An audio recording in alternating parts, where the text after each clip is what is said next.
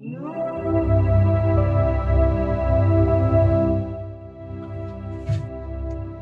lovelies, welcome back. Nikayla Mariah here, your inner child oracle, trauma healer, and spiritual coach. Today, I want to talk to you about sabotaging relationships and how we can get to the root of the issue when we subconsciously don't feel worthy to receive. So, I have a question for you. Do you find yourself in the same continuous patterns with the relationships in your life? For example, do you find it easy to let other people in and to receive love and the unconditional support that you deserve? Or do you like to keep things surface level and kind of toxic? And I know that seems like a no-brainer, right? But so many men and women all over the world find themselves continuously searching for the same type of relationship where the partner is emotionally unavailable, or as soon as things start to get really good, they subconsciously begin to sabotage it with different things like pushing them away or cheating or, becoming extra clingy or wanting to define it way too early. They find a way that they subconsciously know is going to push the other farther away, or even choose partners that are going to hurt them, that they know maybe have a reputation for cheating, or they know are emotionally unavailable, or even going after people who are already in committed relationships. But the point is, the underlying issue is that when something happy or good starts to occur in our life, we might tend to push it away. So it all stems from this deep sense of unworthiness or desire to suffer, right? Even lack of knowledge of what it looks like to be happy. Some people just have lived such a hard life that literally when they are happy, they're like, they don't know what to do with it, right? It's a totally different experience for them. And so it's really important for you to take yourself all the way back to the roots of where these relationship issues occurred. And almost always they occur within our inner children.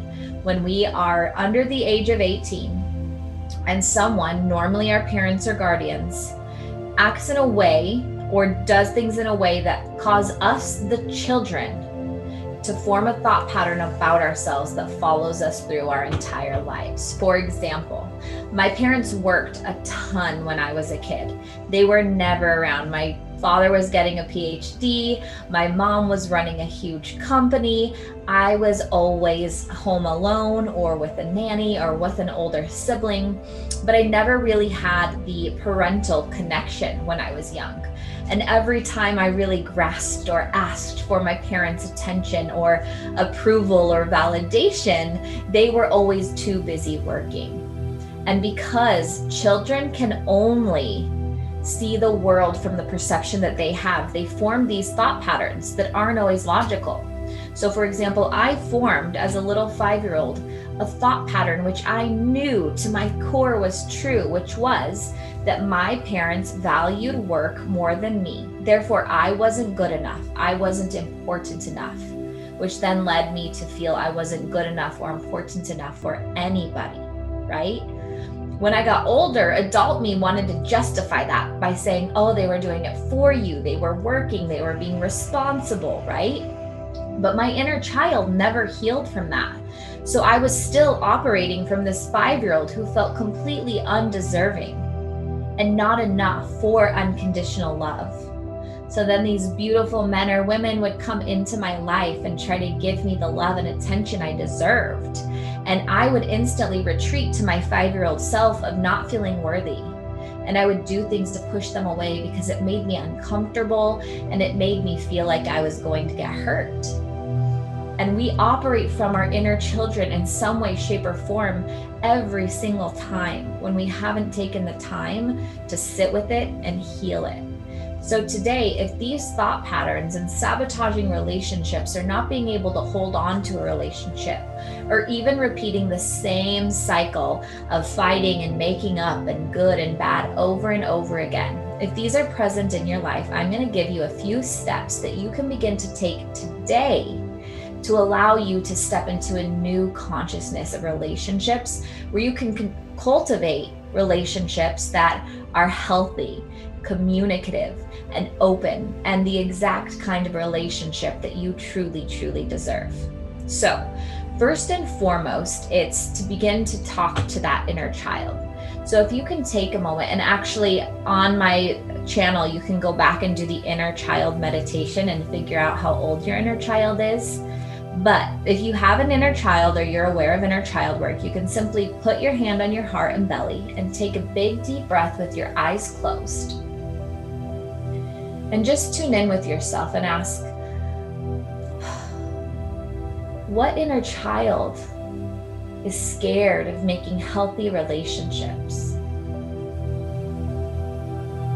And the first number or age that pops up into your mind, that's the age that you want to start talking to. So you continue to go inward and you can ask your inner child, what are you scared of? What do you need from me? How can I help you? And you listen to his or her answer. And you begin to cultivate a relationship with that child of reparenting and teaching that they are safe, that they are worthy, that they are loved. And slowly but surely trust builds and you can continue to go deeper and deeper into this process.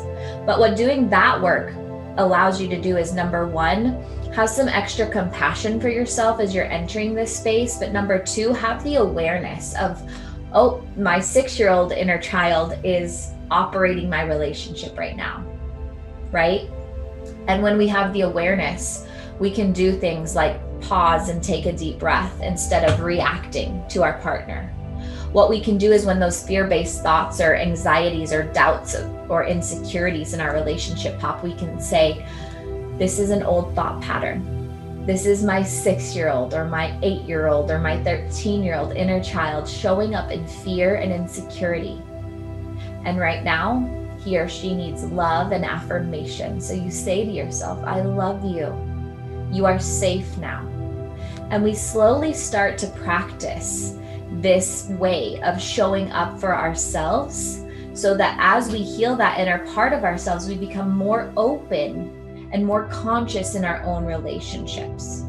So step number one is start to build an inward connection with your inner child, the wounded part of yourself that is scared or nervous or just doesn't know about healthy connections.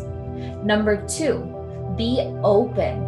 Allow yourself to be open and vulnerable with the people around you. If you're truly desiring healthy, authentic connections, it's okay, whether it's a friendship or an intimate relationship, to say, I really struggle with trusting people.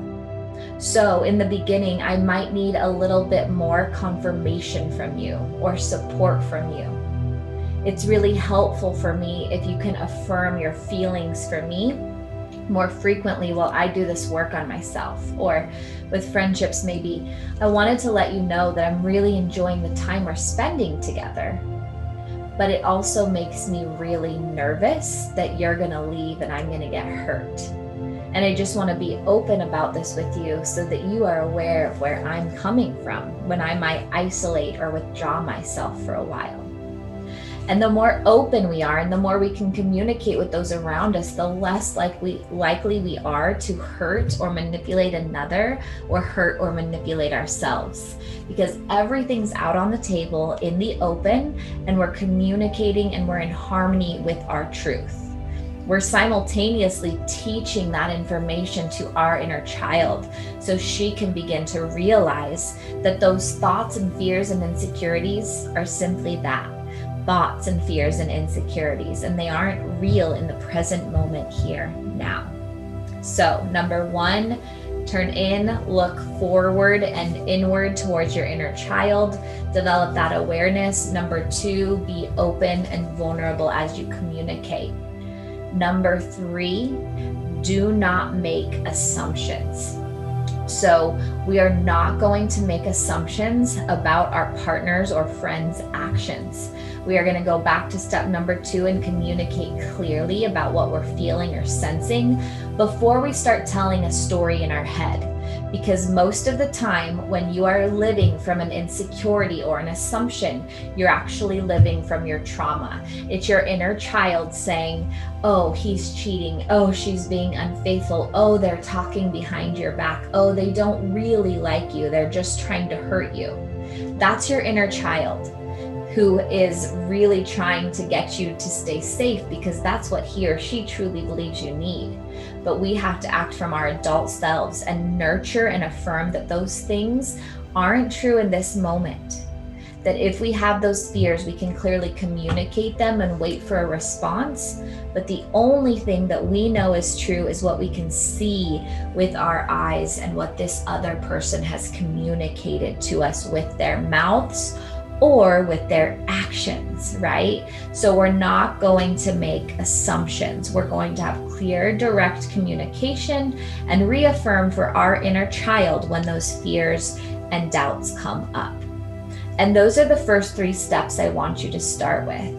Really making an inward connection with the inner child that is scared of connection and relationship.